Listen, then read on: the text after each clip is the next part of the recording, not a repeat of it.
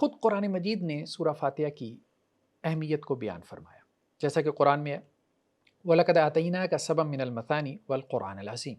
نبی کریم صلی اللہ علیہ وسلم ہم نے آپ کو 7 آیات دی جو بار بار دہرائی جانے والی ہیں۔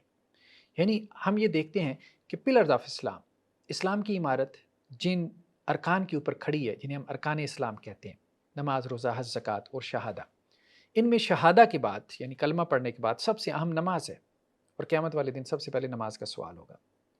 نماز کی ہر رکعت میں ہم سورہ فاتحہ پڑھتے ہیں، اس سے آپ سورہ فاتحہ کی اہمیت کا اندازہ لگائیں۔ تو قرآن نے کہا کہ بار بار دہرائی جانے والی آیات، یعنی نماز کی ہر رکعت میں یہ آیات دہرائی جاتی ہیں، اور اسی کو کہا گیا والقرآن العظیم، یہ سورہ فاتحہ قرآن عظیم ہے۔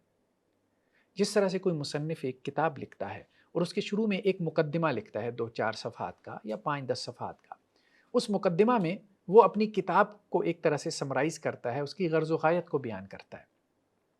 اسی طرح سے اللہ سبحانہ و تعالیٰ کی یہ جو کتاب ہے قرآن مجید، جو ہمارے پاس اس وقت 30 پاروں کی صورت میں یا 114 صورتوں کی صورت میں موجود ہے، اس کی پہلی صورت سورہ فاتحہ اس کا پری فیس ہے، اس کا مقدمہ ہے، تو وہ پورے قرآن مجید کا ایک اعتبار سے خلاصہ بھی ہے، اس لیے قرآن نے اس کو قرآن عظیم کہا ہے۔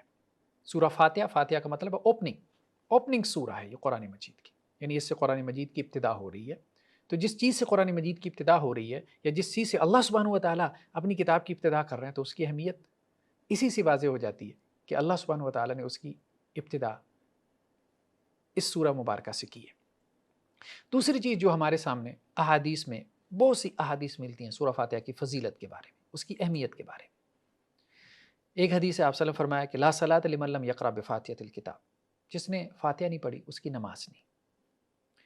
تو گویا کہ سورہ فاتحہ نماز کا ایک لازمی حصہ ہے۔